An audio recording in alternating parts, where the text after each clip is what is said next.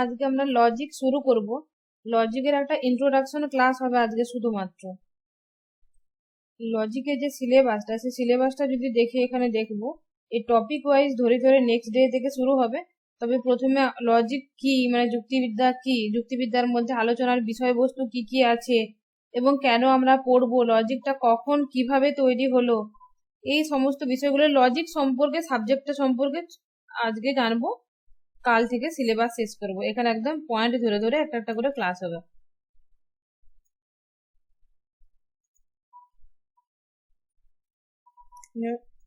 যুক্তিবিজ্ঞান বা লজিকের পরিধি কি, যুক্তি কি, কপি কিরকম ভাবে যুক্তি দিয়েছে, আই এম কপি,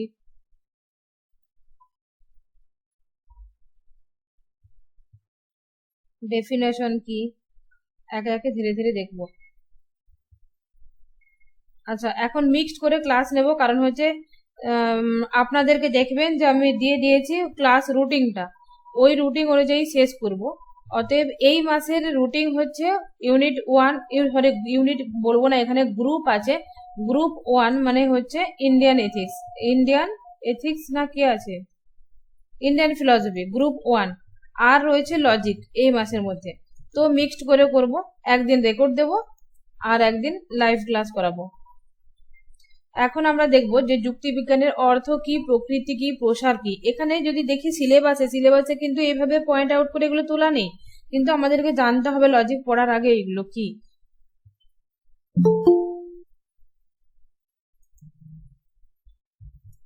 দেখুন, যুক্তিবিজ্ঞানের যে বলছে মিনিং কি, nature and scope of logic. প্রথমে যদি দেখি যে লজিকটা কি শুধুমাত্র প্রথমেই অ্যারিস্টটল কি লজিকের সূচনা করেছিলেন, নাকি তার আগেও লজিক ছিল। এইভাবে যদি দেখতে যাই, দেখব যে সফিস্টরা যারা ছিল, সফিস্ট নামে যারা গ্রিক দার্শনিক, আমরা তো পড়েইছি, যাদেরকে বিদ্যা ব্যবসায়ী বলা হয়ে থাকে, তো সফিস্ট নামে অভিহিত গ্রিস দেশীয় দার্শনিক তর্কমূলক আলোচনাটা প্রথম শুরু করেছিল। তারা তর্ক করেছিল এই কারণে, তারা বিদ্যাটাকে ব্যবসা করার জন্য, নাকি তারা বিদ্যা বা জ্ঞান অর্জন করার জন্য। তাদের সন্তুষ্টি ছিল যে তারা তর্ক করবে এবং ব্যবসার মতো করে, সেটা তাদের বক্তব্য ছিল। পরবর্তী ক্ষেত্রে সক্রেটিস বা প্লেটো, সক্রেটিস বা প্লেটো কেউ কিন্তু যুক্তির আকারের কথা বলেনি। এরাও কিন্তু ওইভাবে আলোচনা করেছে, যুক্তির কথা বলেছে, রিজনের কথা বলেছে কেউ কেউ, কিন্তু তারা কিন্তু যদি বলি সক্রেটিস আর প্লেটো ওইভাবে লজিক আলোচনা করেনি, কিন্তু তারা কিন্তু জ্ঞানের কথা আলোচনা করেছে। কিন্তু তারা সেইভাবে আকার হবে তার একটা, সেই আকারের ফর্মটাকে কিন্তু নিয়ে আসতে পারেনি। সেটা প্রথম নিয়ে এসেছিলেন অ্যারিস্টটল। সেই জন্য আমরা কিন্তু তাকে জনক বলি, পাশ্চাত্য যুক্তিবিজ্ঞানের জনক বলা হয়ে থাকে অ্যারিস্টটলকে। এরপরে যদি দেখি যে দার্শনিক এবং যুক্তিবিজ্ঞানের দৃষ্টিভঙ্গির বিভিন্ন ভিন্নতা ছিল এই যুক্তিবিজ্ঞানটাকে নিয়ে।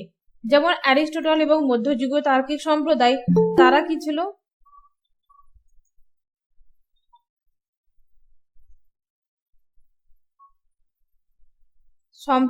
অ্যারিস্টটল এবং মধ্যযুগীয় তার্কিক সম্প্রদায়ের উপর ভিত্তি করে গড়ে উঠেছে যে যুক্তিবিজ্ঞান, তাকে সাধারণত পরম্পরাগত যুক্তিবিজ্ঞান বলা হয়। এখানে যদি বলা হয় অ্যারিস্টটলের যে যুক্তিবিজ্ঞানটা, সেটা আমরা ট্র্যাডিশনাল যুক্তি বলবো বা ট্র্যাডিশনাল লজিক বলবো। আর যুক্তিবিজ্ঞানের সূত্রপাতও কে করেছিলেন? অ্যারিস্টটল। তো সেই জন্য তাকে আমরা যুক্তিবিজ্ঞানের জনক বলে থাকি। এবং আকারনিষ্ঠ, অবশ্যই তিনি আকারনিষ্ঠ যুক্তির কথা বলেছিলেন। আর এই ট্র্যাডিশনপন্থী যারা দার্শনিক, সেটা হচ্ছে যুক্তিবিজ্ঞানী অ্যারিস্টটল, সে কিন্তু 4টা বচনের কথা বলেছিলেন, এ, ই, আই, ও, এই 4টা বচন। এখানে যদি দেখি যে কোনো উদ্দেশ্য সম্পর্কে কোনো বিধেয়কে স্বীকার বা অস্বীকার করার মাধ্যমে কিন্তু বচনের গঠন বা রূপ প্রকাশিত হয়। আজকে কিন্তু আমরা যেরকম রীতিমতো করে যেরকম লজিক পড়ি, ওইভাবে কিন্তু বোঝার কেউ চেষ্টা করবেন না, তাহলেই সমস্যা হবে। ওভারঅল পুরো লজিকটাকে আজকে শুধু বোঝার চেষ্টা করব, point by point next day থেকে ক্লাস হবে। অ্যারিস্টটল 4টা বচনের কথা বলেছিলেন। এবারে বচনটাকে যদি বলি, আমরা যদি বচনে পড়ি, তখন সেখানে কি দেখবো যে উদ্দেশ্য এবং বিধেয় সম্পর্কে যে স্বীকার এবং অস্বীকার করা হয়, সেটাকেই বচন বলছে। এরপর যে প্রাচীনপন্থী অ্যারিস্টটল ধারা অনুসারে, মানে অ্যারিস্টটল যে ধারায় যুক্তির কথা বলেছিল, সেই যুক্তিতে অনেকে কিন্তু অসন্তুষ্ট হয়েছিল সেটা, যেমন ব্রাডলি, বোসাঙ্কেট, এরা যে প্রমুখ যারা বইটা কিনেছেন বলে দিচ্ছে বোসাঙ্কেট স্পেলিংটা কিন্তু বইটাতে দেখছি প্রিন্টিংয়ে ভুল হয়ে গেছে। যাই হোক, আমি কিন্তু আপনাদের বইটার আমি আলাদা করে রেকর্ড চালু করছি। আপনাদের তো আমি স্টাডি মেটেরিয়ালস দিয়ে পড়াবোই, সাথে যে বইটা যারা কিনেছেন বইটাও কিন্তু আলাদা রেকর্ড চালু করছি, ফুল বুক রেকর্ড ধীরে ধীরে দিয়ে দেবো। যে প্রমুখ আধিবিদ্যক যুক্তিবিজ্ঞানীরা এরা কিন্তু সমালোচনা করেছে, এবং যারা প্রয়োগবাদী দার্শনিক তারাও সমালোচনা করেছে। প্রয়োগবাদী যারা মনোবিজ্ঞানী তারা বলবে মানে মনোবিজ্ঞানীদের মতো করে হোক, কিন্তু এখানে প্রয়োগবাদী বলবে লজিকটা এরকম করে শুধু আলোচনা করে কি লাভ রয়েছে, তার প্রয়োগে যদি না থাকতো। তো এইভাবে কিন্তু আলোচনা করেছে। প্রথমে যে অ্যারিস্টটলই করেছে তাহলে নয়, সফিস্টরাও যুক্তিতর্ক করেছে, এবং পরবর্তী ক্ষেত্রে যারা প্রয়োগবাদী তারাও কিন্তু চেষ্টা করেছে লজিকটাকে তাদের মতো করে আলোচনা করার, কিন্তু কেউই কিন্তু সেই জায়গায় পৌঁছায়নি। এখন যদি আমরা দেখি, অনেকেই কিন্তু আমরা চাকরি পরীক্ষা দেব কিন্তু সবাই পাস করবো না, বা অনেকেই কোনো একটা কাজে সবাই মিলে যায় কিন্তু সেই কাজে সাকসেস হয় না। ঠিক সেইভাবে লজিকেও কিন্তু অনেকেই লজিকটাকে নিয়ে আলোচনা করার চেষ্টা করেছে, কাজ করার চেষ্টা করেছে, কিন্তু একটা ভালো জায়গায় পৌঁছায়নি। পৌঁছেছে কে? সেটা হচ্ছে অ্যারিস্টটল, কারণ সে আকারগত দিক থেকে গুরুত্ব দিয়েছে এবং একটা ভালো জায়গায় গেছিল, সেই জন্য তাকে আমরা জনক বলে থাকি তাকে। আচ্ছা, আমি যেগুলো বললাম এতক্ষণ এগুলো এখানেতে লেখা রয়েছে, যার ইচ্ছা হলে পড়ে নেবেন, নাহলে অতটা পড়ার দরকার নাই, শুধু ক্লাসটা রিপিট শুনে নিলেই হয়ে যাবে। যুক্তিবিজ্ঞানের প্রকৃতি এবং স্বরূপটা কি? এবারে যুক্তিবিজ্ঞানের স্বরূপটা কি সেটা দেখব। যুক্তিবিজ্ঞানের প্রকৃতি বা স্বরূপ সম্পর্কে মতভেদ তো থাকবে, কিন্তু সাধারণভাবে স্বীকার করা হয় যুক্তিবিজ্ঞানের আলোচ্য বিষয় হলো বিচারমূলক চিন্তা পদ্ধতি, থট পদ্ধতি। মানে এখানে আবার যদি বলা যায় এই যে চিন্তাটা বা থটটা, সেটা কি আজগুবি যা খুশি থট করবো, যা খুশি অনুমান করবো সেটাই কি যুক্তি হয়ে যাবে? না, সেই যুক্তিটার মধ্যে একটা প্রাসঙ্গিকতা থাকবে, সেটার মধ্যে একটা সত্যতা থাকবে, এবং সেটা বাস্তবিক হবে। সেরকম গুলোকে, সেই চিন্তাগুলোকে, সেই যুক্তি, সেইগুলোকে আমরা কিন্তু যুক্তি বলবো। আমরা যদি দেখি যুক্তি কখন আসছে, যেমন আমরা মনে মনে কোনো কিছু ভাবছি, সেগুলো হচ্ছে অবধারণ বলি, বা মনে মনে অনেক কিছু অনুমান করি, সেই সব অনুমানগুলোকে যুক্তি হচ্ছে না। আমরা ভাষায় আনবো, ভাষায় প্রকাশ করব, তখন সেটা হবে। এরকম প্রশ্ন এসেছিল বিপিএসসি তে একটা, যে ভাষার গুরুত্ব কি, লজিকে ভাষার গুরুত্ব কি? ভাষা ছাড়া তো কোনো কিছু দুনিয়া সম্ভব নয়। আমি মনে মনে কি ভাবছি আপনার পক্ষে কিভাবে জানা সম্ভব? সেটাই হচ্ছে ভাষার গুরুত্ব। তো এখানে লজিকেও বলছে লজিক অনুমানের উপরে ভিত্তি করে শুধু হবে না, মনে মনে আমরা মনেই রেখে দিলাম সেটা না, মনের ভাবটা যখন বাইরে প্রকাশ করে দেব, একটা ভাষায় বলে ফেলবো, তখন সেটা আমরা আলোচনা করব, এবং সেটা যদি যুক্তিসম্মত হয় তখন সেটাকে যুক্তি বলবো, এবং সেই ওই বিষয়গুলো নিয়ে যেখানে আলোচনা হয় সেটা হচ্ছে যুক্তিবিদ্যা। তাই বলছে যে যুক্তিবিজ্ঞানের আলোচ্য বিষয় বিচারমূলক চিন্তা পদ্ধতি। আমাদের দৈনন্দিন জীবনের কোনো সমস্যা সমাধানের প্রয়োজন থেকেই জন্ম নেয় বিচারমূলক চিন্তা। একদম তাই। এরকম বলা হয় না যে কোনো গ্রামে ঝগড়া হলে বা কোনো প্রবলেম তৈরি হলে কি হয়, বিচার করা হবে, চলো গ্রামের লোককে সবকে ডাকো। তাহলে প্রবলেম প্রথমে তৈরি হয়, তারপরে তার সমাধানের জন্য আমরা বিচার করি, যুক্তি করি, চিন্তা দিই, এবং ওখানে কিন্তু যে যুক্তিসম্মত ভাবে কথা বলে তারই কিন্তু কথাটা নেওয়া হয়। আর যা খুশি বললে, ঝগড়া করলে বা কোনো কানেকশন ছাড়া কথা বললে সেটাকে কিন্তু যুক্তি আন্ডারে আসে না, বা তাকে গুরুত্ব দেওয়া হয় না। ঠিক সেইভাবে আমাদের যদি বলা হয় যে যুক্তিবিদ্যাটা কিভাবে এলো, না আমাদের দৈনন্দিন জীবনের সমস্যা সমাধান করার জন্যই যুক্তিবিজ্ঞানটা তৈরি করার একটা চাহিদা তৈরি হলো। যে অলস চিন্তা স্রোত, দিবা স্বপ্ন, লক্ষ্যহীন কোনো চিন্তা, কিছু স্মৃতিচারণ করছি মনে মনে। এখন তো কেউ কার প্রেমিকা ছেড়ে চলে গেছে, প্রেমিক ছেড়ে চলে গেছে, মনে মনে গল্প আজগুবি গালে হাত দিয়ে ভাবছে। এই ধরনের মানে আজগুবি গল্পগুলো কিন্তু যুক্তিবিজ্ঞানের স্থান নয়। বলছে এই সব থেকে বিচারমূলক চিন্তা কিন্তু পৃথক, কারণ বিচারমূলক চিন্তার একটা স্বাভাবিক লক্ষ্য রয়েছে। সেই লক্ষ্যটা কি হবে? একটা সিদ্ধান্তে উপনীত হওয়া। যখন কোনো ঝগড়া হয়, সমস্যা হয়, সমস্যা সমাধানের জন্য গ্রামের লোক জড়ো হয়, সেখানে তো একটা সমস্যা সমাধানে যাওয়া হয়, একটা লক্ষ্যে পৌঁছানো হয়, তাহলে লক্ষ্যটা কি হবে? একটা সিদ্ধান্তে পৌঁছানো। বিচারমূলক চিন্তার বিভিন্ন ধাপগুলোকে সিদ্ধান্তের ভিত্তি বলা হয়। বিচারমূলক যে চিন্তা ধাপ তো রয়েছে, আমরা যদি লজিকই দেখি, আশ্রয় বাক্য রয়েছে, তারপর সিদ্ধান্ত আছে। তাহলে বিচারমূলক চিন্তার বিভিন্ন ধাপগুলোকে সিদ্ধান্তের ভিত্তি বলা হয়। সিদ্ধান্ত ওই ধাপগুলো ধরে ধরে এলেই সিদ্ধান্তে আসবো। ভিত্তিগুলোকে উপাত্ত বা আশ্রয় বাক্য বলা হয়, এবং আশ্রয় বাক্য থেকে আমরা সিদ্ধান্তে আসি। সাধারণভাবে সম্বন্ধগুলো ব্যক্তকরণ এবং অর্থ প্রকাশের বিভিন্ন রূপ। এখানে এই সম্পর্ক বর্তমান, সেখানেই যুক্তি প্রয়োজন। মানে হচ্ছে এই যে আমি বললাম সকল মানুষ হয়ে মরণশীল, রাম হয় মরণশীল, রাম হয় মানুষ, তাহলে এই একটা প্রাসঙ্গিকতা রয়েছে। আমি বললাম আমি সকালে ভাত খেয়েছি, রাম মরণশীল, তোমাদেরকে আজকে আমি পড়াবো না, এটা কোনো যুক্তি হলো? এটা কোনো যুক্তি হলো না, কারণ একটা বাক্যের সাথে আর একটা বাক্যের, আশ্রয় বাক্যের সাথে সিদ্ধান্তের কোনো কানেকশন নেই। তাই বলছে এখানে একটা কানেকশনের দরকার থাকবে, তবে সেটাকে আমরা যুক্তি বলবো। বিচারমূলক চিন্তা বা যুক্তির সাহায্যে সিদ্ধান্ত বা মত প্রতিষ্ঠিত হয়। একটু আগে বলে দিলাম বিচারমূলক সিদ্ধান্ত থাকবে, সেখানে সিদ্ধান্ত প্রতিষ্ঠার প্রক্রিয়া রূপে বিচারমূলক চিন্তার প্রকৃতি বিশ্লেষণ, বৈধ যুক্তি অবৈধ যুক্তির পার্থক্য নির্দেশ, এগুলো সব যুক্তিবিজ্ঞানে রয়েছে। আধুনিক যুক্তিবিজ্ঞানীরা মনে করেছে যুক্তিবিজ্ঞান হলো বৈধ যুক্তি থেকে অবৈধ যুক্তির পার্থক্য করা, একদম সত্যতা থেকে অসত্যতার পার্থক্য করা, ট্রুথ ভ্যালু নির্ণয় করা, এই পদ কি বাক্য কি, এই সমস্ত বিষয়গুলো রয়েছে। যদি বলা হয় যে লজিকের পরিধি কি, তখন বলবো যে যুক্তি সম্পর্কে আলোচনা করা, যুক্তি বাক্যগুলো সম্পর্কে আলোচনা করা, পদগুলো সম্পর্কে আলোচনা করা, এই সমস্ত কিছু থাকে আমাদের লজিকের মধ্যে। আচ্ছা, সত্য জ্ঞান লাভের জন্য কি প্রয়োজন? বৈধ যুক্তির স্বরূপগুলো জানতে হবে এবং নিয়মগুলোকে জানতে হবে। আর ইন্দ্রিয় লব্ধ প্রত্যক্ষ জ্ঞানের সীমা অতিক্রম করে বহুদূর বিস্তারিত আমাদের জ্ঞানের পরিধি, তাই তো? আমরা যদি বলি এখন চোখে যেটুকু দেখতে পাচ্ছি সেইটুকুই নলেজ আছে, তাহলে আমাদের নলেজ সীমিত হয়ে যাবে। তার জন্য বলছে অনুমানকেও দরকার, তাই বলছে বহুদূর পর্যন্ত বিস্তারিত জ্ঞানের পরিধি লাগবে, তার জন্য অনুমানকে আমাদের কিন্তু মেনে নিতে হবে। অনুমান আমাদেরকে মানে বহুদূর পর্যন্ত বা বিস্তারিত জ্ঞান অর্জনে বা জ্ঞানের পরিধি বাড়ানোতে সাহায্য করে। আর অনুমিতি জ্ঞানের ভিত্তি হচ্ছে যুক্তিবিদ্যা। অনুমিতি তো অনুমান তো লাগবেই, লজিক মানেই তো অনুমান লাগবে। তো অতএব অনুমান ক্রিয়ার রূপ এবং নিয়মাবলী সম্পর্কে সুসংবদ্ধ সুনিশ্চিত সর্বাত্মক যে জ্ঞান দেয়, সেটা জ্ঞান দেওয়াই হলো যুক্তিবিজ্ঞানের কাজ। কোশ্চেন আসতে পারে যুক্তিবিজ্ঞানের কাজ কি, তাহলে আমরা যুক্তিবিজ্ঞান কেন পড়বো? দেখো পৃথিবীতে যে কোনো যাই কিছু আছে না কেন তার কারণ আছে, যার কাজ থাকে না তার, যেমন আমাদের ওই অ্যাপেন্ডিক্স না কি যেন, বা যদি বলা হয় পূর্বপুরুষের লেজটা এখন কাজ কমে গেছে, আমাদের কাজ নেই, তাই তার সেটা অস্তিত্ব নয়। তাই বলছে এটা যে যুক্তিবিদ্যাটা যে তৈরি হলো, যুক্তিবিদ্যাটা একটা কাজ লাগবে, তাই হলো বলছে এই অনুমানিক ক্রিয়ার রূপ নিয়মাবলী সম্পর্কে সুসংবদ্ধ করা, সুনিশ্চিত করা, বা একটা সার্বিক রুল দেওয়া, যে রুলটাকে মানুষ মেনে চলবে, এমন একটা অনুমান হোক সেই অনুমানটা সবাই মেনে চলবে, এরকম রুল বানিয়ে দেওয়া, এগুলো হলো যুক্তিবিজ্ঞানের কাজ।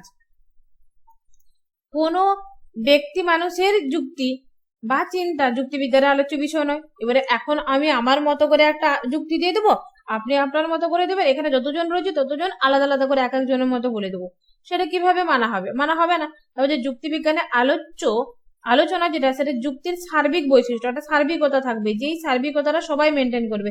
যেমন আমি বইটা কেনার জন্য আমি যখন বলছি কাউকে অ্যাড্রেস দিতে, তো এমন খারাপ ভাবে অ্যাড্রেস দিচ্ছে, মানে হয় পোস্ট অফিস দিচ্ছে না, নয়তো ফোন নাম্বার দিচ্ছে না, নয়তো পিনকোড দিচ্ছে না। আরে পোস্ট অফিসে পাঠাবো, পোস্ট অফিস পিনকোড না দিলে কিভাবে যাবো বইটা? তার জন্য আমি কি করলাম, একটা প্রোফর্মা বানিয়ে দিয়েছি, ওখানে ফরম্যাট বানিয়ে দিয়েছি, যে এই ফরম্যাটটা তুমি ফিল আপ করে দাও, তাহলেই হয়ে গেল। আর নিজের তো সবাই অ্যাড্রেস জানে, তাহলে এই যে ফরম্যাটটা আমি একটা দিয়ে দিলাম, এটাও বলা যেতে পারে যুক্তিবিজ্ঞানের আলোচ্য বিষয়। এটাও হচ্ছে একটা সার্বিক একটা যুক্তি বা সার্বিক একটা আমি রুল করে দিলাম যে এই রুলটা তোমরা ফলো করো।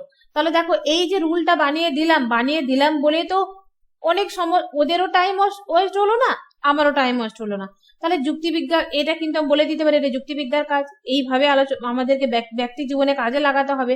তো এখানে হচ্ছে বলে কোনো একটা ব্যক্তির চিন্তা হবে না, এমন একটা রুল বানাও যেটা সবাই ব্যবহার করবে, যে সার্বিক যুক্তির প্রকাশের জন্য এক সার্বিক মাধ্যম প্রয়োজন। এই মাধ্যম হলো ভাষা। যুক্তি বা চিন্তা ভাষা পরস্পর সম্বন্ধযুক্ত। এখানে যদি বলে ভাষা সম্পর্ক কি না, যুক্তি চিন্তা ভাষা সম্পর্কযুক্ত কিভাবে? দেখো বলছে প্রথমে আমি মনে মনে যেটা ভাবলাম সেটা অবধারণ বা চিন্তা বলতে পারি। সেই চিন্তাটা যখন মনে যতক্ষণ রাখবো সেটা অবধারণ থেকে গেল, যখন ভাষাতে প্রকাশ করে দিব তখন সেটা আমাদের যুক্তি হয়ে গেল। এবং যুক্তিটা আবার কি, সেই যুক্তিটা কিন্তু একটা মানুষ তার ব্যক্তিগত মতটা বলে দেবে, সেটা যুক্তি নয়। সেই যুক্তিটা কেমন হবে, সেটা সার্বিক হবে, তবেই সেটা যুক্তির আলোচ্য বিষয় হবে, বা সেটাই হলো যুক্তিবিজ্ঞানের বিষয়। তাহলে চিন্তার সঙ্গে নিবিড় সম্পর্ক আবদ্ধ হলেই যুক্তিবিজ্ঞানের আলোচনায় ভাষায় বিশেষ গুরুত্ব রয়েছে। কারণ চিন্তার বিশ্লেষণ, কোনো জটিল ধারণাকে সরল উপাদানে বিশ্লেষণ করা, সামান্য ধারণার গঠন করা, চিন্তা ক্রিয়ার সরলীকরণ ভাষার সাহায্যে সম্ভব হয়। ভাষার কাজ কি যদি বলা হয় যে যুক্তিবিদ্যাতে ভাষার কাজ কি, তখন আমরা এগুলো বলবো। চিন্তার বাহন হিসেবে আমরা ভাষাকেই তো বলবো না, যে ভাষা যুক্তিবিজ্ঞানের সঙ্গে সম্পর্কযুক্ত কতটা একেবারে গভীরভাবে। তাই বলছে আকারনিষ্ঠ যুক্তিবিজ্ঞানে ভাষার স্থান গৌণ। তবে হ্যাঁ, এটা কিন্তু বস্তুনিষ্ঠ যুক্তিবিজ্ঞান, আকারনিষ্ঠ যুক্তিবিজ্ঞান। যদি বস্তুনিষ্ঠ ভাবি এখানে কিন্তু ভাষা রয়েছে, এবারে আকারনিষ্ঠ যদি বলি তাহলে কিন্তু ভাষার স্থানটা গৌণ। ভাষা তো লাগবে, ভাষা ছাড়া হবে না, কিন্তু সেটা গৌণ। কেন দেখো, যদি আমি বলি যে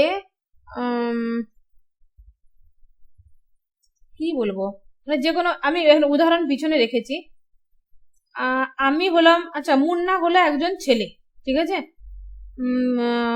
আবার বললাম যে মুন্না হলো একজন মেয়ে, এরকম করে আবার বললাম মুন্না হলো একজন মানুষ। এই যে বলে দিলাম, এগুলো সবগুলোই তো এ বচন হলো। আমি কি একটাকেও বলতে পারবো যে এটার বচন হলো না? কি বলতে পারবো বচন হলো না? বলতে পারবো। তাহলে মুন্না ছেলে আবার মেয়ে কিভাবে দুটো সম্ভব? যদি আমি বস্তুগত ভাবে ভাবি তার অর্থটা ভাবি হবে না। এবারে আকারে যদি আমি ফেলে দিই ওটা, তাহলে ওটা হয়ে গেল। তাই বলছে ভাষাটা কিন্তু গৌণ, আকারগত বা আকারনিষ্ঠ যুক্তিবিজ্ঞানের ক্ষেত্রে বা লজিকের ক্ষেত্রে। এবারে হলো শাস্ত্র হিসেবে যুক্তিবিজ্ঞানের প্রকৃতি। আমরা তো লজিকটাকে একটা শাস্ত্র বলি না। এবারে স্পেশালি যদি দেখা যায়, যেমন ইন্ডিয়াতে, ইন্ডিয়া বলছে, ইন্ডিয়ান ফিলোসফিতে আমাদের কি রয়েছে, ন্যায়শাস্ত্র, যেটাকে বলা হয় যে প্রদীপ বলা হয় সকল শাস্ত্রের, মানে প্রদীপ যেটাকে বলা হচ্ছে ন্যায় দর্শনে বলে। আবার সকল শাস্ত্রের প্রদীপ এটাও বলে থাকে, কান্টও বলে থাকে লজিকটাকে সব থেকে বেশি গুরুত্ব দিয়েছে। তাহলে হচ্ছে এখানে মধ্যে এটাকে শাস্ত্র কেন বলবো? কিছু তো এর মধ্যে থাকবে, আমাদেরকে কিছু না দিলে আমরা কিন্তু কাউকে গুরুত্ব দিই না। তাহলে লজিকটাকে শাস্ত্র কেন বলবো? লজিক আমাদেরকে কি দিচ্ছে না, এই প্রকৃতি নির্ধারিত হচ্ছে কেন, যে তার বিষয়বস্তুর স্বরূপ, বিষয়বস্তুর আলোচনার রীতির ভিত্তিতে, বিষয়বস্তুর ভিত্তিতে দু রকমের বিজ্ঞান হতে পারে, একটা বস্তুনিষ্ঠ এবং একটা আকারনিষ্ঠ। তাহলে লজিক টেবিলে কার আন্ডারে আসবে? নিছক বস্তু সত্তা যে বিজ্ঞানের আলোচ্য বিষয়, সেটা হচ্ছে বস্তুনিষ্ঠ বিজ্ঞান। আর অন্যদিকে একটা থাকবে যেটা আকার নিয়ে আলোচনা করে, সেটা আকারনিষ্ঠ। এখানে জড় বিজ্ঞান, প্রাণীবিদ্যা বা নর্মালি যেগুলো আমরা পড়ি থিওরিটিক্যাল, সেগুলো হচ্ছে আসছে ইয়ের আন্ডারে, বস্তুর আন্ডারে।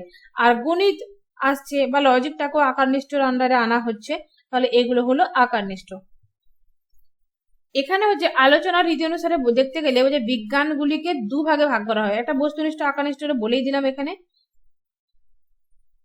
আচ্ছা, বস্তুনিষ্ঠর কি কাজ? বিজ্ঞানের কাজ হলো বিবরণ করা। আকারনিষ্ঠর কাজ হলো বিষয়নিষ্ঠ যেটা বিজ্ঞান, সেটার কাজ হচ্ছে বিবরণ করা। আর একটা আদর্শনিষ্ঠ, এখানে প্রথম দেখলাম দুই রকম ভাবে ভাগ করা যায়, একটা বস্তুনিষ্ঠ, একটা আকারনিষ্ঠ। এখানে একটা বিষয়নিষ্ঠ, একটা আদর্শনিষ্ঠ। আদর্শ মানে সমালোচনা করবে, বিষয় মানে তার আসলে ভেতরে কি রয়েছে সেটাকে ব্যাখ্যা করবে।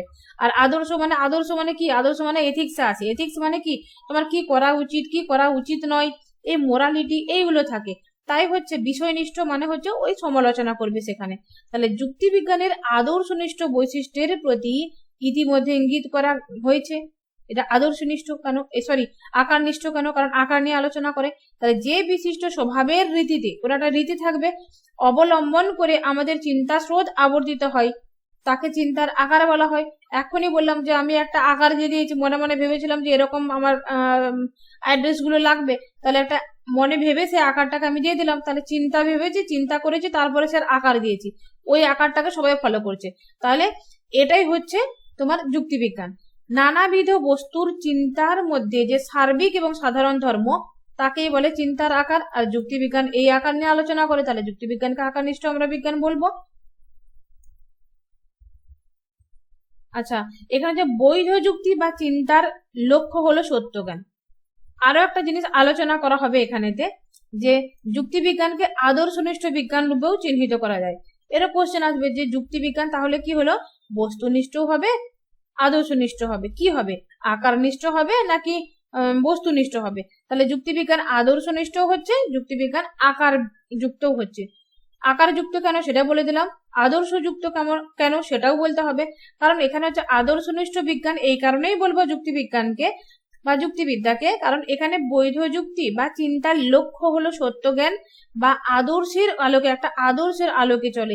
এখানে বৈধতা অবৈধতা পার্থক্য করা হয়, সত্য মিথ্যা পার্থক্য করা হয়। এই সব কারণে কিন্তু আমরা আদর্শনিষ্ঠ বিজ্ঞানও কিন্তু লজিককে বা যুক্তিবিদ্যাকে বলবো। আবার আর কি কি বলা যায় যুক্তিবিদ্যাকে? না, বৈধ যুক্তির নিয়মাবলী নির্ণয়, সেইগুলো সম্পর্কে জ্ঞান দান করে এবং নিয়মগুলো বানাতে সাহায্য করে, বৈধতা অবৈধতার নির্ণয় উভয় প্রকার ক্রিয়া সম্পাদন করে। তাহলে এই ধরনের সমস্ত কিছু তারা একটা কলা কৌশল দিচ্ছে না, তো তার জন্য একে কলা বিদ্যাও বলা হয়ে থাকে এক সাইডে।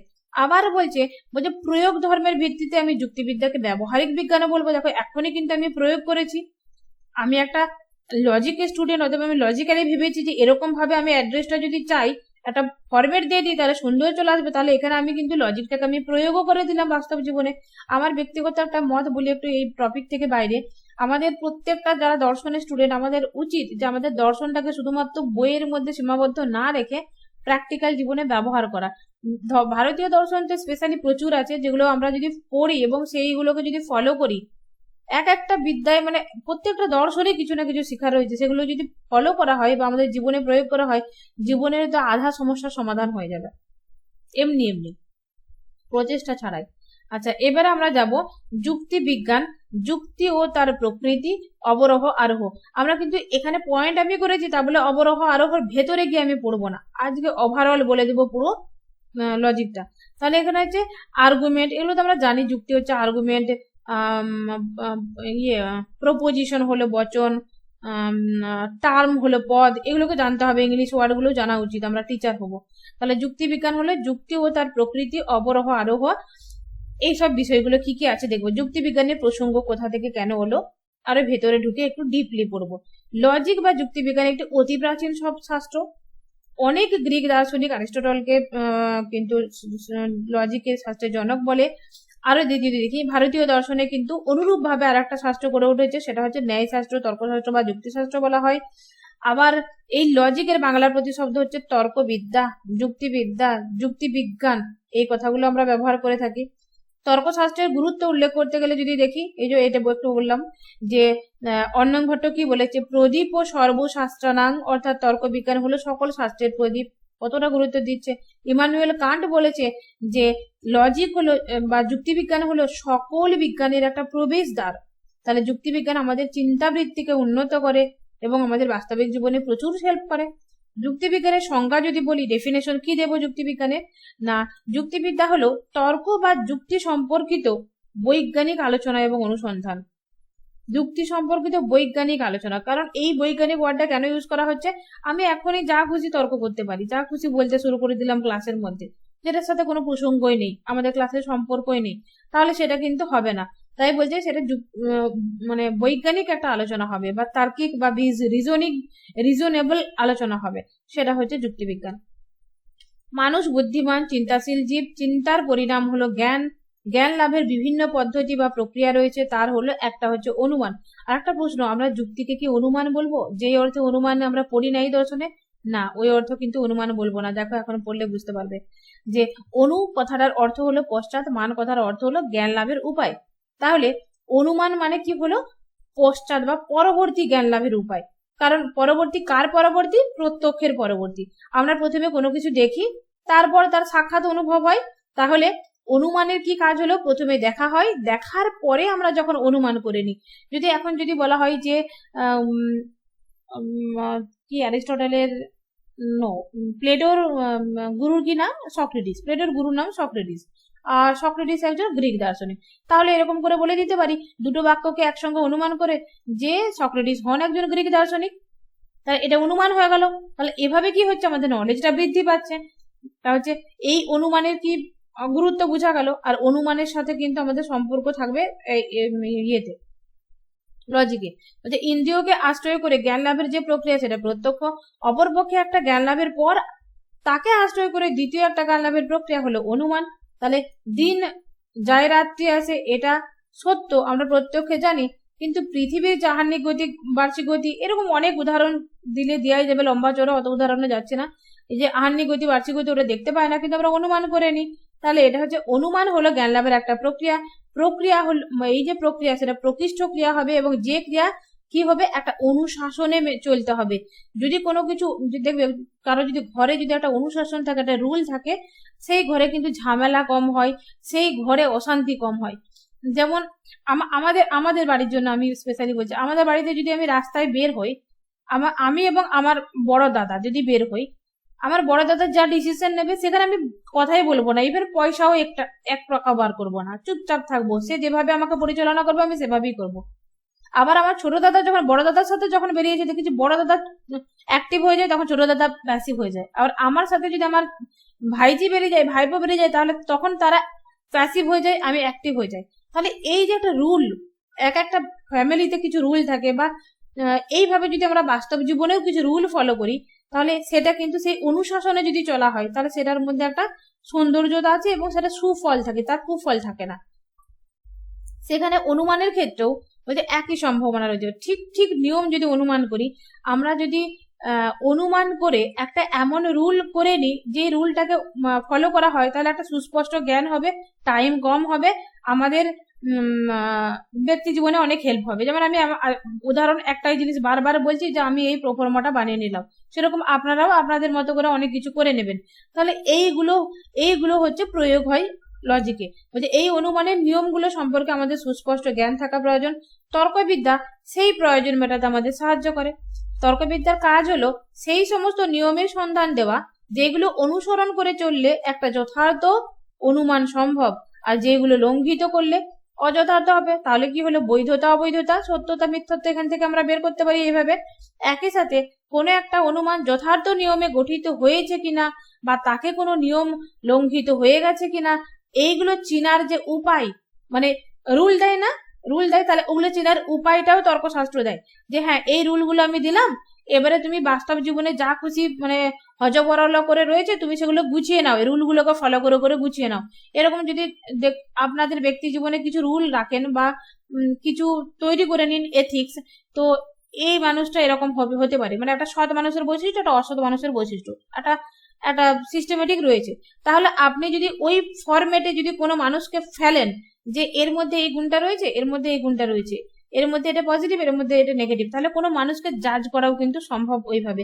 তাহলে এই তর্কবিদ্যাটা আমরা শুধুমাত্র এই তর্কবিদ্যা করে পড়ে না করে ব্যক্তি জীবনেও আমরা প্রয়োগ করব।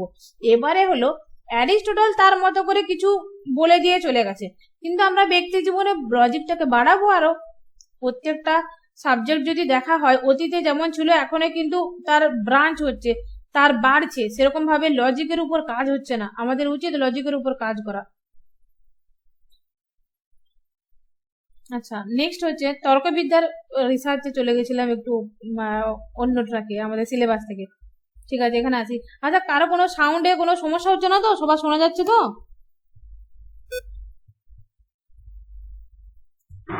হ্যাঁ শোনা যাচ্ছে। হ্যাঁ ম্যাম শোনা যাচ্ছে। হ্যাঁ শোনা যাচ্ছে।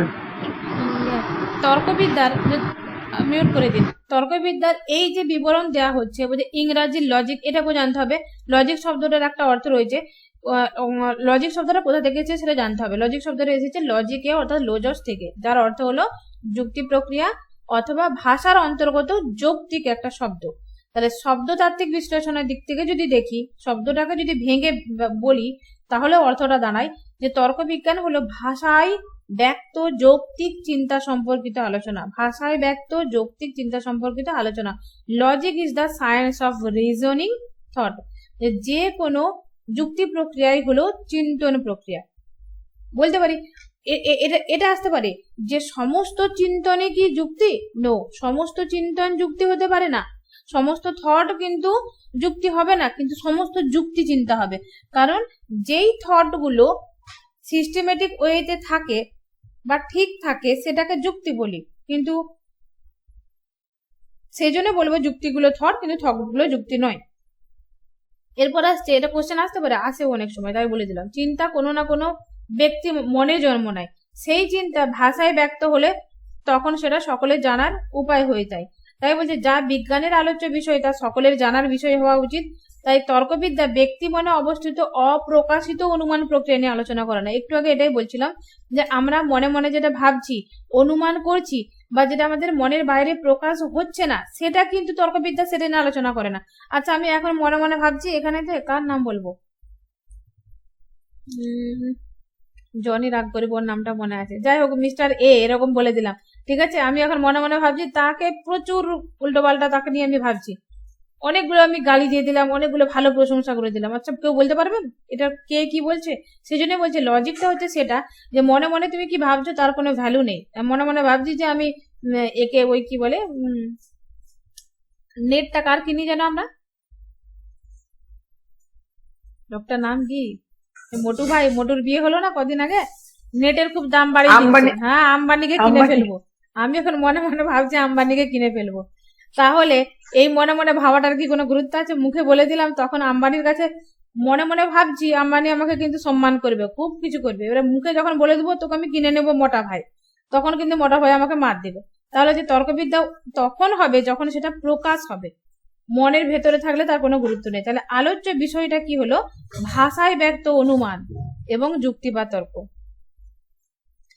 অনেক বিশিষ্ট দার্শনিক যেমন ডেভিড হিউম, কান্ট প্রমুখ তর্কবিদ্যাকে চিন্তা বা বুদ্ধির মূল নীতি সমূহের বিজ্ঞান বলেছেন। Logic is the science of thought, এটা মনে রাখতে হবে। তারা কি বলছে যে প্রতিটা জ্ঞান বিজ্ঞান মানুষের বুদ্ধিতে সাধিত হয়। জ্ঞান বিজ্ঞানগুলির প্রত্যেকটির আলোচনার ক্ষেত্রে পৃথক পৃথক রয়েছে। অনুসন্ধানের ক্ষেত্রে যাই হোক না কেন, মানুষের চিন্তা তার নিজস্ব শৃঙ্খলা মেনে চলে বলেই কোনো একটা বিজ্ঞান গড়ে ওঠে। তাহলে এই যে চিন্তা থেকে যে আমাদের একটা বিজ্ঞান তৈরি হয়ে গেল, অ্যাকচুয়ালি সেটাই তো, যে সমস্যা হলো, সমস্যা থেকে মানুষ চিন্তা করতে শিখলো, সেই চিন্তাগুলোকে যুক্তিগতভাবে একটা জায়গায় আলোচনা করতে বসলো। যেমন যদি বলি, আমরা কিন্তু ভাবতেই পারি যে সক্রেটিস চিন্তার জন্ম দিয়েছিল, সেই চিন্তা থেকে লজিক এসেছে। লজিক তো চিন্তায়। সক্রেটিস কি করতো? সক্রেটিস কিন্তু আলোচনা করতো যে কোনো সমস্যাকে। যেমন আপনাকে যদি আমি ক্রিটিক করতে চাই, এমন ভাবে কথার ছলে কিন্তু আপনার মুখ দিয়ে আমি ক্রিটিক করে দেবো। সক্রেটিসের কিন্তু এই পদ্ধতি সক্রেটিস ফলো করতেন। সেই সেই সেই চিন্তা থেকে কিন্তু এই লজিকটি এসেছে। তাই বলছে চিন্তার নিয়ম না মেনে চললে কোনো কিছু কিন্তু সত্যতা আসবে না। সব জায়গায় একটা নিয়মের দরকার রয়েছে। আচ্ছা, এগুলো যেগুলো বলেছি মোটামুটি এগুলো উপরে বলেই ফেলেছি। যুক্তির নিয়মগুলো তাহলে কি হলো? যুক্তির নিয়ম হচ্ছে চিন্তার নিয়ম।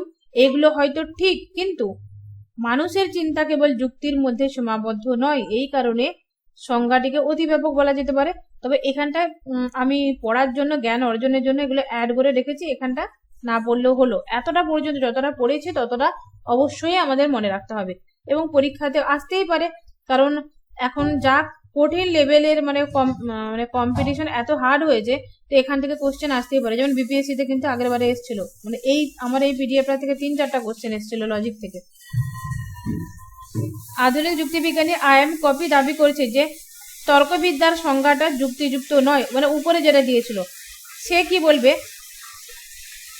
আচ্ছা ডিটেলসে পরে বলছে সে কি বলেছে। যে সংজ্ঞার ফলে এই যে উপরে সংজ্ঞাটা যুক্তিবিজ্ঞান মনোবিজ্ঞানের সঙ্গে জড়িয়ে পড়বে, কিন্তু মনোবিজ্ঞানের সাথে থাকলে তো হবে না। মনোবিজ্ঞান মানে তো আলাদা আলাদা, মনের আমার ভাব আপনার ভাব আলাদা আলাদা হয়ে যাবে। তাই স্বাভাবিকভাবে সেটা অতি ব্যাপকতা দুষ্ট হয়ে পড়বে, তাই সেটা মানছে না। তাহলে তর্কবিদ্যার আর একটা উল্লেখনীয় লক্ষণীয় কি, যে সংজ্ঞাটাকে কি বলা হচ্ছে, যে তর্কবিদ্যা কেমন হবে? সত্য সম্পর্কিত আদর্শনিষ্ঠ বিজ্ঞান। একটু আগে কি বললাম, তর্কবিদ্যা হচ্ছে আকারনিষ্ঠ বিজ্ঞান, তর্কশাস্ত্রটাকে আদর্শনিষ্ঠ বিজ্ঞানও কিন্তু বলা যায়। তর্কবিদ্যা তাই বলছে logic is the normative science of truth. আমাদের কাছে মৌলিক আদর্শ হলো কি? সত্য, সুন্দর এবং কল্যাণ। এখানে এদের প্রত্যেকটিকে কেন্দ্র করে এক একটা গড়ে উঠেছে আদর্শনিষ্ঠ বিজ্ঞান। সেরকম সত্যটাকে কেন্দ্র করে গড়ে উঠেছে তর্কবিদ্যা। বাকিগুলো বলছি না, আমাদের পাঠ্য নয়। তাহলে তর্কবিদ্যার কেন্দ্রীয় আলোচ্য বিষয় আমাদের কি হলো? সত্যতা, তাই তো, এবং রুল ফলো করা। তাহলে কিন্তু সত্য কি? সত্য একটি বিমূর্ত ধারণা, যার মূর্ত রূপ বা ছায়াপাত দেখতে পায় মানুষের ভাষায়। বোঝা গেল? মানুষের এর বিমূর্ত এবং তার ছায়াটা মানুষের ভাষা থেকে বের হয়। 1.5 চামচ। আচ্ছা, আপনাদেরকে বলিনি, একটি অবধারণা ভাষায় ব্যক্ত হলে হয় বচন। আমরা মনে মনে ভাবলাম, তাহলে এখানে বলি ভাব গঠিত হয় কি? মনের যে ভাবটা সেটা অবধারণের মাধ্যমে। যতক্ষণ মনে ভাবছি সেটা যতক্ষণ মনের মধ্যে রইলো সেটা অবধারণ। অবধারণটাকে মুখে বলে ফেললাম, সেটা হয়ে গেল বচন। যে কোনো বচন সম্পর্কে হতে পারে যে লজিক যুক্তিটা কোথা থেকে এলো, কোথা থেকে স্টেপ বাই স্টেপ এলো, পরপর লিখে দিয়েছি। যে কোনো বচন সম্পর্কে বলা হয় সত্য কিংবা মিথ্যা হবে। সত্য মিথ্যা তাহলে কি হলো? বচনের দুটো সত্য মূল্য। বচনের সত্যতা বা মিথ্যাত্ব নির্ণয় হতে পারে নানা উপায়ে। কি কি? যেমন আমরা প্রত্যক্ষের মধ্যে দিয়ে দেখতে পারি, যেমন সরষে ফুল দেখে দিলাম হলুদ, গোলাপ ফুল লাল, তাহলে প্রত্যক্ষে আমাদের হয়ে গেল জ্ঞান। আবার অনুমান যেমন করবে, যে একটু উদাহরণ বললাম, প্লেটোর শিক্ষক সক্রেটিস ছিলেন একজন গ্রিক দার্শনিক, তাহলে আমি বলে দিতে পারলাম যে কি প্লেটো শিক্ষক ছিলেন একজন গ্রিক দার্শনিক, এটা অনুমান। তাহলে অনুমানের ভাষায় ব্যক্ত যে রূপ সেটা যুক্তি। তাই তর্কবিদ্যার আলোচ্য বিষয় হলো কি যুক্তি। বোঝা গেল তর্কবিদ্যার আলোচ্য বিষয় কোথা থেকে কোথায় এলো। তাহলে তর্কবিদ্যার যে সংজ্ঞাটা আমাদের এখানে গ্রহণ করেছি সেটা একটা বৃহৎ এবং ব্যাপক সংজ্ঞার একটা অংশ মাত্র। আধুনিক যে তর্কবিজ্ঞানী যুক্তিবিজ্ঞানী কপি কি বলছে না, যুক্তিবিজ্ঞান হলো, এর সংজ্ঞাটাকে মনে রাখতে হবে, যুক্তিবিজ্ঞান হলো যুক্তির পদ্ধতিগত বা নীতিগত বিজ্ঞান, যা কিভাবে বিশুদ্ধ যুক্তি অশুদ্ধ পরিহার করে বা অবৈধতাকে পরিহার করে একটা শুদ্ধতার দিকে বা শুদ্ধ যুক্তি লাভ করে সে সম্পর্কে আলোচনা করে, সে সম্পর্কে আলোকপাত করে, সেটাই হলো যুক্তি। The logic is the study of the methods and principles used হচ্ছে কি distinguish between good and bad, correct or incorrect, বৈধতা অবৈধতা, মানে valid invalid, truth and false, এইগুলোর মধ্যে যে পার্থক্য করছে সেটা হচ্ছে যুক্তি। আর IM কপির একটা বুকের নাম হলো ইন্ট্রোডাকশন টু লজিক, এটা এক্সামে আসে। যুক্তিবিজ্ঞানের পরিধিটা কি, আলোচনার পরিধি একটু আগে বলে দিলাম। আচ্ছা, যুক্তিবিজ্ঞান যদি বলে পরিধি, আমরা হয়তো বললাম না যুক্তিবিজ্ঞানের পরিধিতে পড়িনি, যুক্তিবিজ্ঞানের আলোচনার পরিধি কি, তাহলে তার মানে কি আমরা যুক্তিবিজ্ঞান পড়ার সময় কি কি পড়েছি। যেমন আমরা যুক্তিবিজ্ঞান পড়তে গেলে কি যুক্তি কি সেটাকে জানলাম, যুক্তিটা করার জন্য কি কি লাগে, বচন লাগে, বচনটা পড়তে হবে, বচনের জন্য কি লাগবে, পদ লাগবে, পদটাকে আমরা পড়ি, এইগুলোই হলো যুক্তিবিজ্ঞানের আলোচ্য বিষয়। তাহলে স্কোপ অফ লজিক। এবারে দেখবো যুক্তি কি। যুক্তি হচ্ছে কি না কোনো জ্ঞাত সত্য থেকে অজ্ঞাত সত্য লাভ করার যে মানসিক প্রক্রিয়া, যুক্তি তাহলে কিন্তু মানসিক প্রক্রিয়া, এই কথাটা মনে রাখতে হবে। এই লাইনটা এই পয়েন্টটার উপর ভিত্তি করে একটা কোশ্চেন চলে আসতে পারে, তা আমরা যখন পড়বো ধ্যান দিয়ে বুঝে পড়বো। তাহলে সত্য থেকে জ্ঞাত সত্য থেকে অজ্ঞাত সত্যে যে যাবার একটা মানসিক প্রক্রিয়া, সেটা হচ্ছে অনুমান। আর ভাষায় ব্যক্ত অনুমানকে, যার মনে মনে ভাবছি সেটা অনুমান, সেটাকে ভাষায় ব্যক্ত করে দিলাম, সেটাই হলো তর্ক বা সেটাই হলো যুক্তি। তর্কবিদ্যায় আমরা কোনো মানসিক প্রক্রিয়া নিয়ে আলোচনা করি না। তাহলে তর্কবিদ্যায় আমরা কি আলোচনা করি, মানসিক প্রক্রিয়া নিয়ে আলোচনা করছি না, মানসিক প্রক্রিয়াটাকে ভাষায় নিয়ে আসছি। তাহলে তর্কবিদ্যায় ভাষার গুরুত্ব কতটা, ভাষা ছাড়া তর্কবিদ্যা জিরো। তাই তর্কবিদ্যায় আমরা কোনো মানসিক প্রক্রিয়া নিয়ে আলোচনা করি না। অনুমানের মানসিক প্রক্রিয়া একটা অস্পষ্ট বিষয় এবং সেটাকে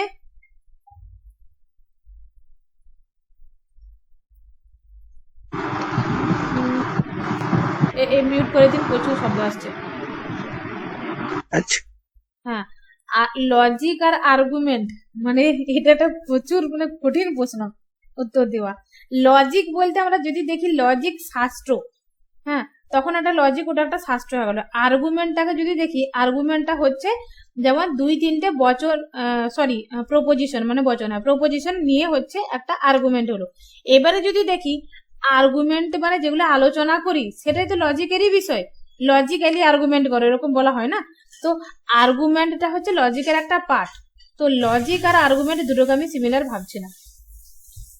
বোঝা গেল কি? এবারে আমার প্রশ্নটা হলো যুক্তি শব্দের ইংরেজি অর্থটা কি, আর্গুমেন্ট না লজিক, কোনটা নিব, না দুটোই সঠিক? যুক্তির এটা আর্গুমেন্ট নেব, লজিক কেন নেব? আর্গুমেন্ট নেব। যুক্তি হচ্ছে ইংরেজি আর্গুমেন্ট, আর প্রপোজিশন। আমি একটু বলবো কিছু। হ্যাঁ হ্যাঁ হ্যাঁ হ্যাঁ একদম। হ্যাঁ, যেটা যুক্তি সেটা তার প্রতিশব্দ, ইংরেজি শব্দ হচ্ছে লজিক। এই লজিক শব্দটাকে আমরা যদি আবার সমর্থিত করি তাহলে আমরা আর্গুমেন্ট বলতে পারি। কেননা আর্গুমেন্ট মানে হচ্ছে আমরা যে যুক্তি বললাম, মানুষের অনুমানের ভাষায় প্রকাশিত রূপ, অনুমানের ভাষায় প্রকাশিত রূপ। তো আর্গুমেন্ট মানে আমার ভাষার দ্বারাই প্রকাশিত হচ্ছে, আর যুক্তি মানে আর লজিক মানে হচ্ছে কিন্তু আমি ওই মনের ভাষার দ্বারা প্রকাশিত করছি। তাই আর্গুমেন্ট এবং যুক্তি পরস্পর সমর্থক শব্দ। প্রশ্নটা ওটাই ছিল, সমার্থক না ভিন্নার্থক? ওইভাবে দেখতে গেলে যে আমি অন্য অ্যাঙ্গেলে ভাবছি, কারণ এই যুক্তি বলতে কি একটা যুক্তি যখন হচ্ছে, যেটা বলছি একটা অর্থ থাকছে, বা সেটাকে আমরা যুক্তিবিজ্ঞানের আন্ডারে আনছি।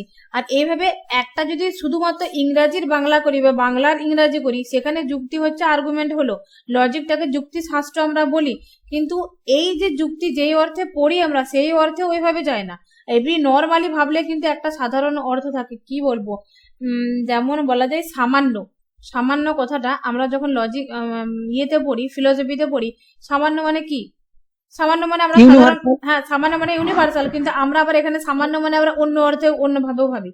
তো হ্যাঁ, ওইভাবে, সামান্য মানে হ্যাঁ ওখানে হ্যাঁ অ্যাফার্মেটিভ। হ্যাঁ, তো এখানে আমি বলবো লজিকে যখন আমরা পড়বো না, এরকম অনেক কিছু থাকে, সেগুলো ক্রিটিক্যালি আমি এখানে নোটসেও তুলিনি, যেগুলো বইয়ে বিস্তারিত থাকে। আর আমার মনে হয় আপনাদের কোশ্চেনটা করেছেন ঠিক আছে, একদম কোশ্চেনটা করা যায় যাচ্ছে, জানার ইচ্ছা হয়েছে করেছেন, কিন্তু এখন প্রিপারেশন যখন করছেন এই কোশ্চেনে কিন্তু আটকে যাবেন না।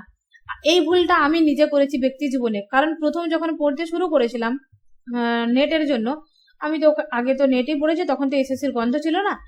তো আমি এরকম ভাবে পড়তাম, একটা পেজ নিয়ে বসে থাকতাম, 5টা ওয়ার্ড নিয়ে বসে থাকতাম, আমার দিনের পর দিন চলে যেত, কিন্তু আমার নেটের সিলেবাস আর খতম হচ্ছে না, তখন আমি কিন্তু স্কিপ করতে থাকলাম। আর কম্পিটিটিভ এক্সামে পড়ার জন্য আমাদের কিন্তু একটা ফলো করতে হবে, যে কি পড়বো, তার থেকে বড় কথা কি পড়বো না সেটাকে আমাদের আইডেন্টিফাই করতে যখন পারবো, তখন দুনিয়ার সব এক্সাম ফটাফট করে ইয়ে করা, ক্র্যাক করা সম্ভব। আর আমাদের লক্ষ্য হচ্ছে এক্সাম পাস করতে হবে, জব করতে হবে, টাকা পয়সা লাগবে, ঘর সংসার চালাতে হবে। সো আপনাদেরকেও বলবো ওরকম ভাবে ফলো করবেন। কোশ্চেন আছে ঠিক আছে, কোশ্চেন করেছেন, কিন্তু কোশ্চেনটা ওখানেই রেখে দিবেন, পরে কিন্তু পড়ার সময় ভাববেন না। দরকার পড়লে এরকম কোশ্চেন গুলো জমা করে রাখুন, পরবর্তী ক্ষেত্রে অফ টাইমে আলোচনা করবেন। কিন্তু বিস্তারিত ভাবে কিন্তু এটাকে নিয়ে টাইম দেবেন না। মোট কথা, এই কোশ্চেনটা করেছেন, খুব সুন্দর কোশ্চেন, খুশি হয়েছি, তবে এরকম ভিতরে ঢুকে অন্য ক্ষেত্রে আর করবেন না, কারণ আমি নিজে ভুক্তভোগী, এই জিনিসটা করতে গিয়ে হয়নি। যখন ওটা ছাড়তে শিখলাম, যখন থেকে অনেক টপিক ছাড়তে শিখলাম, ইভেন এমনও হতে পারে আমার বইয়েতেও হতে পারে, অন্য কোথাও বইয়ে হতে পারে, নোটসে হতে পারে, বা কোনো এমসিকিউ প্র্যাকটিস করছেন সেটাও হতে পারে। আমি একজন দিদির কাছ থেকে শুনেছিলাম, সেটা থেকে আমি ফলো করেছি নিজে, আমিও আপনাদেরকে বলছি।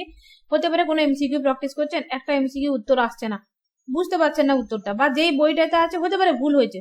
তো একটা বইয়ে দেখুন, একটা বইয়ে 2% ভুল হতে পারে, কিন্তু বাকি 98% তো রাইট। অতএব যেটা খটকা লাগবে সেটাকে ছেড়ে দেবেন।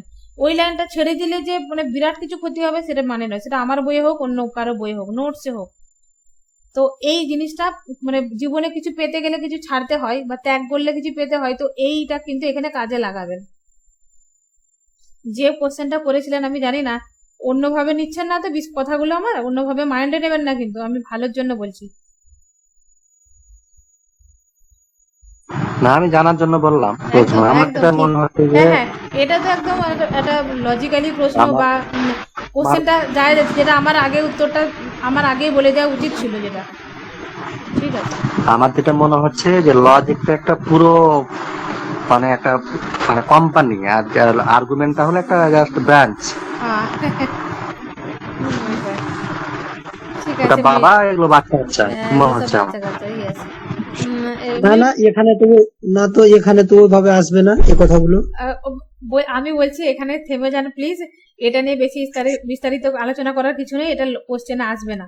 আমরা কোনোদিন না হয় যত গ্রুপ আছে একসঙ্গে জয়েন হয়ে কোনোদিন লজিক্যালি আলোচনা করব, যেরকম ভাবে সক্রেটিস করতেন গাছের তলায়, আমরা না হয় অনলাইনে এসে করব কোনোদিন অফ টাইমে, পরে পরে। এই জিনিসটা নিয়ে আমি দেখেছি অন্য ক্লাসেও যখন ক্লাস করেছি, প্রচুর এক একটা টপিক নিয়ে প্রচুর আলোচনা হয়, ভালোও লাগে, মজা হয়। মানে আমি এই সাইডে টিচার হিসেবে আছি, মানে আমি সর্বজান্তা এটা না, একসঙ্গে আলোচনা করার তার মজাই আলাদা। কোনো টাইম করব, আচ্ছা এখন এটা ঠিক আছে, থেমে এটা যায়। থাক আপাতত, হ্যাঁ এটা এখন হ্যাঁ, রাখুন, আপাতত এটা এখন নিয়ে পরে থেমে দিই, আলোচনা কারণ করবো। হচ্ছে ঠিক আছে। নয়তো আমাদের সিলেবাস শেষ হবে না। ম্যাডাম, তাহলে আমাকে নিয়েন ওই গ্রুপে যেখানে আলোচনা করবেন। সবাইকে নেব, যত গ্রুপ আছে আমার সমস্ত গ্রুপে আমি ইয়ে দিয়ে দেবো। মাঝে মাঝে আমরা অনলাইনে আমরা লজিক আলোচনা করব, আর এবং ভাবার চেষ্টা করব কিভাবে ব্রাঞ্চ বাড়ানো যায়। আজকে এখন টপিকে চলে যায়। আচ্ছা, তর্কবিদ্যায়, আচ্ছা মানসিক প্রক্রিয়া নিয়ে আলোচনা করে না, এরা হচ্ছে মানসিক প্রক্রিয়া একটা অস্পষ্ট, তাই তর্কবিদ্যা কি করে, ভাষায় ব্যক্ত যেটা স্পষ্ট বিষয় সেটা নিয়ে আলোচনা করে। তর্কবিদ্যার আলোচ্য বিষয় হলো যুক্তি, কিন্তু অনুমান নয়। এক্ষুনি আমি বললাম, এটা নিয়েও কিন্তু এক্ষুনি প্রশ্ন আসবে, আমি আগেই বলে দিই। কারণ হচ্ছে এক্ষুনি বললাম যে অনুমানের আমাদের দরকার, অনুমানের গুলো ভাষায় বলি, সেটাকে হচ্ছে লজিক। এখানে আবার বলছে অনুমান কিন্তু যা খুশি অনুমান হতে পারে, যা খুশি অনুমানটা আবার যুক্তি আসবে না। তাই বলছে যে আমরা যে তর্কবিদ্যার যে আলোচ্য বিষয় সেটা যুক্তি, তাহলে অনুমান আর যুক্তির মধ্যে পার্থক্য হচ্ছে। আমরা কিন্তু অনেক সময় অনুমান কথাটাকে বারবার ইউজ করব, কিন্তু অনুমানটা বলতে এই যুক্তি অর্থে ইউজ করব, মানে যেটা হচ্ছে বৈধ বৈধ অনুমান, মানে যেই অনুমানটা গ্রহণযোগ্য সেটা হচ্ছে যুক্তি। তো সেই অর্থে অনুমানটাকে গ্রহণ করব।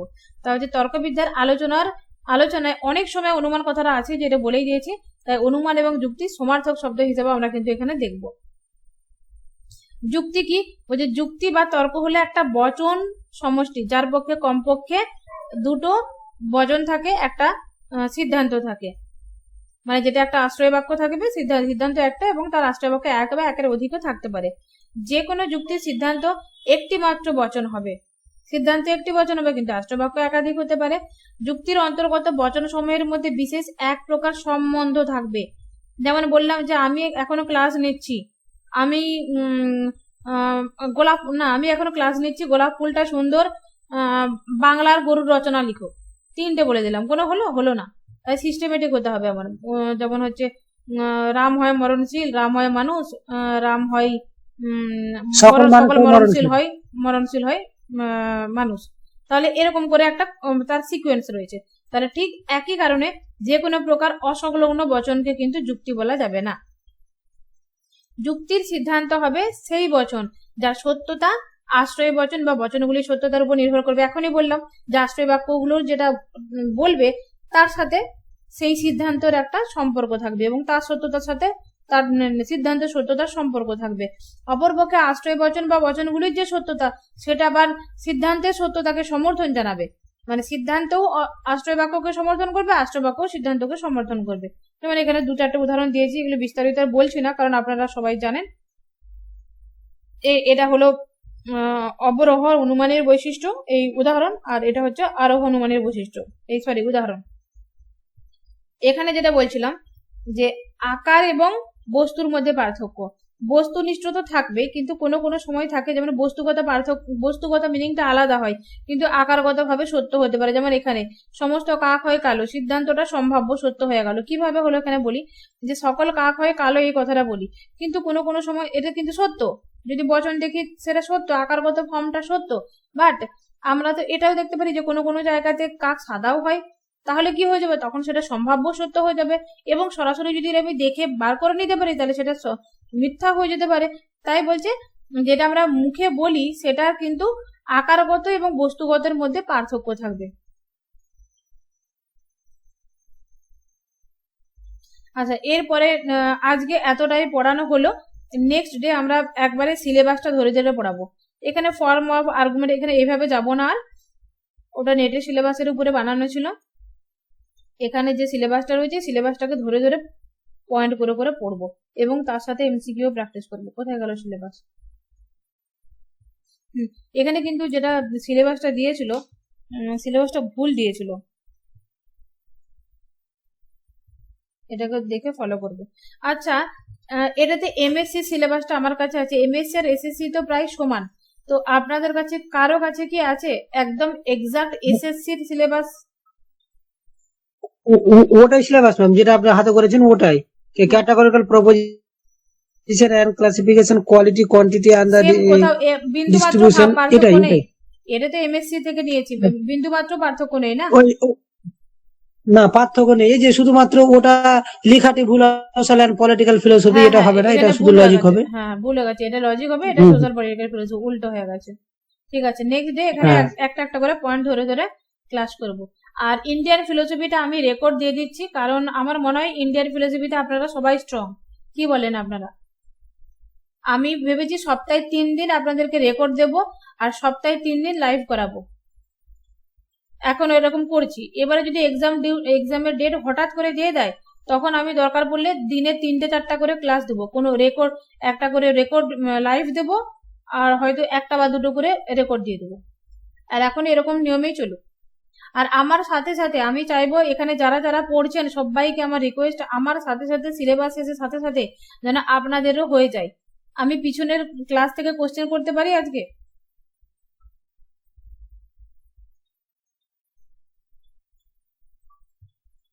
কোশ্চেন করতে ম্যাডাম পারি? বলছিলাম হ্যাঁ বলুন।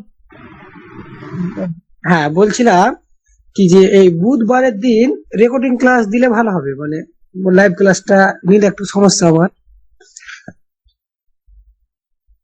একটু অ্যাডজাস্ট করলে ভালো হয়, কারণ আমার অনেকগুলো ব্যাচ আছে।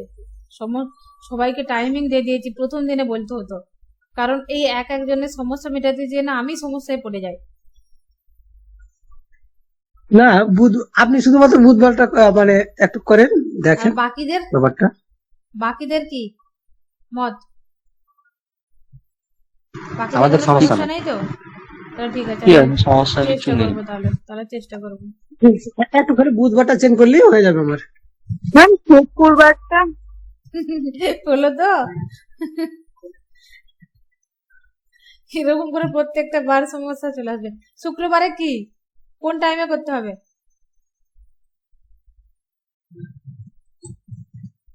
9টার পর থাকলে ঠিক আছে, তার হ্যাঁ, আগে হলে না একটু না না, আগে সমস্যা। করবো না, আর 9টার পরেই নয়তো করবো। 7:30। না, 9টার পরেই করবো। ঠিক আছে। হ্যাঁ, আর না হলেও লাইভ না হলেও কোনো সমস্যা নেই, রেকর্ডটা পাবেন তো, রেকর্ডটা মন দিয়ে শুনবেন, সমস্ত সমস্যার সমাধান হয়ে যাবে। আর প্রবলেম হলেও রাখবেন না। রেকর্ড পেলো পারে মনের ভাবটা সম্পূর্ণভাবে আমার বিশেষ করে প্রকাশ হবে না। যদি লাইভ ক্লাস দেখি তাহলে ওখানে আরো কিছু শিখতে পারবো। আমি একটা কোশ্চেন করবো, আপনি হ্যাঁ, আমাকে ওটা তো উত্তরটা চাই, বলবেন। ওটা তো আমি তো বলি সবাইকে যে লাইভ জয়েন করার কথা। হ্যাঁ, তো আপনি বুধবারটা খালি চেঞ্জ করবেন, তাহলে আমি এটি দেখে নেবো। ওই জন্য টাইম করেছি তো 9টা থেকে, কারণ 9টা থেকে ওই কারণেই করা যে মোটামুটি সবাই ফ্রি হয়ে যাবেন।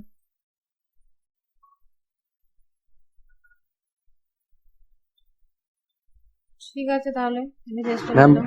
ম্যাম বলছিলাম কি, আগামীতে ক্লাসগুলো তাহলে কিসের হবে? আর দেখুন, ম্যাডাম ইন্ডিয়ান আরেকটা কথা ফিলোসফিতে বলছিলাম, রেকর্ড দেবো সপ্তাহে, যেমন এই বুধবারের সমস্যা হচ্ছে, তাহলে বুধবারে রেকর্ড দিয়ে দেবো।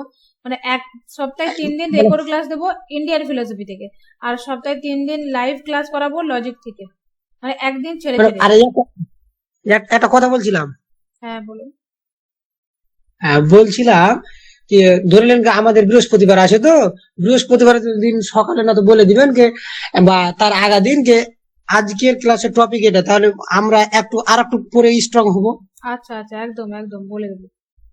মানে বেশি ভালো যদি আমরা এখন তো হ্যাঁ, আমাদের আর একদম বুঝলাম, কাজ নেই, একদম বলা উচিত। এটা এটা আমাদের মানে ইয়েতে বিএডে করানো হয়েছে, একদম বলানো উচিত।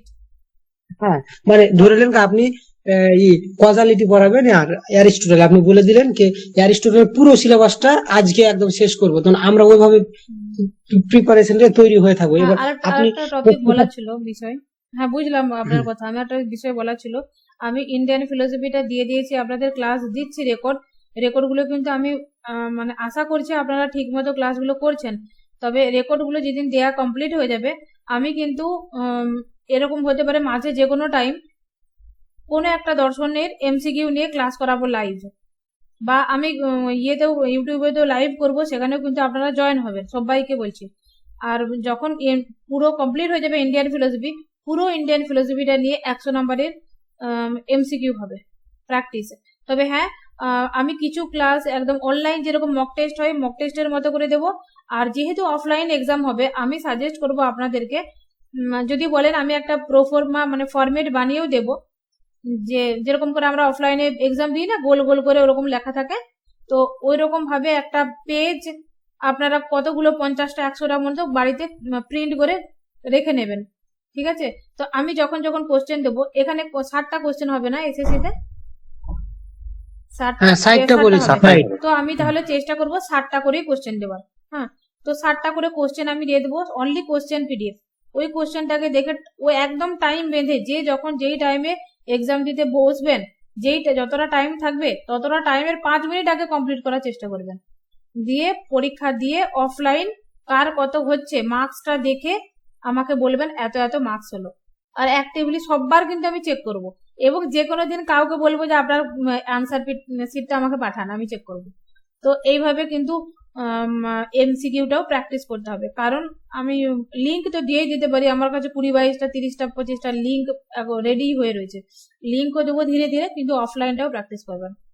আমি কি বানিয়ে দেবো ওরকম গোল গোল যেরকম ফরম্যাট হয় এক্সামে, নাকি আপনারা মার্কেট থেকে নিয়ে নেবেন?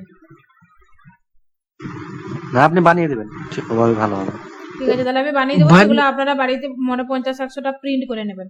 আমি এবারে কোশ্চেন যখন যখন আমার হামেশাই আমি দিয়ে দেবো কোশ্চেন 7টা করে, 7টা কোশ্চেনকে আপনারা এক্সাম দেবেন। আর এখন থেকে প্র্যাকটিস করতে হবে, প্র্যাকটিস প্রচুর ইম্পর্টেন্স, প্রচুর, এবং টাইম ধরে ধরে চেষ্টা করবেন 10 মিনিট আগে শেষ করে দেওয়া। হ্যাঁ বলুন। ও আপনি যে রেকর্ডিং ক্লাস দিয়েছেন, চার ভাগ দর্শন, বৌদ্ধ দর্শন আর আর একটা জৈন দর্শন দিয়েছেন, তো ওই তিনটা থেকে নাস্তিক দর্শন থেকে একটা পিডিএফ দিয়ে দেন, মানে এমসিকিউ প্র্যাকটিস করার জন্য, মানে সেটা হচ্ছে ইনর্মাল নাম্বার দিয়ে সব খুলবে, হয়তো নাম দিয়ে বা ফোন হ্যাঁ, নাম্বার দিয়ে। দিয়ে দেবো ওইভাবে দেবো। টপিক ওয়াইজও রয়েছে আমার কাছে, এমনি লিঙ্ক রয়েছে অনেক টপিক ওয়াইজ, মানে 4 ভাগ দর্শন আলাদা, বৌদ্ধ দর্শন আলাদা, মিক্সড আছে, পুরো ইন্ডিয়ান ফিলোসফি মিক্সড হবে, আবার পুরো অল সিলেবাস মিক্সড হবে। আমি রিকোয়েস্ট করব আপনাদেরকে যে আমাকে আমাকে আমার মতো করে ছেড়ে দিন, কারণ আপনাদের এক একজনের যদি আমি সাজেশন নিই তাহলে কিন্তু সেটা জগবর্গ হয়ে যাবে, প্রচুর সমস্যা হয় পরবর্তী ক্ষেত্রে।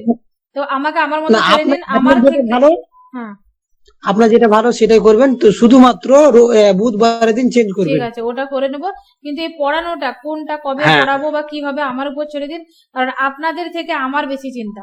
অতএব বিশ্বাস করুন, একটা জিনিস আমি প্রথমেই পড়েছিলাম, যেটা আমার প্রথম দিনের ক্লাসে আমার ফিলোসফির টিচার, যার কাছে আমি ক্লাস ওনার্সে প্রথম করেছিলাম, একটা কথা বলেছিলেন, যে কথাটা আমার আজও ইয়াদ আছে, যে যাকে তুমি মানে যে বিষয়টাকে পড়ছো তাকে তো ভালোবাসতে হবে, তার আগে যে পড়াচ্ছে তাকে ভালোবাসতে হবে, তাকে ভালোবাসো, তারপর তুমি বিষয়টাকে ভালোবাসো, তাকে বিশ্বাস করো, তবে হবে।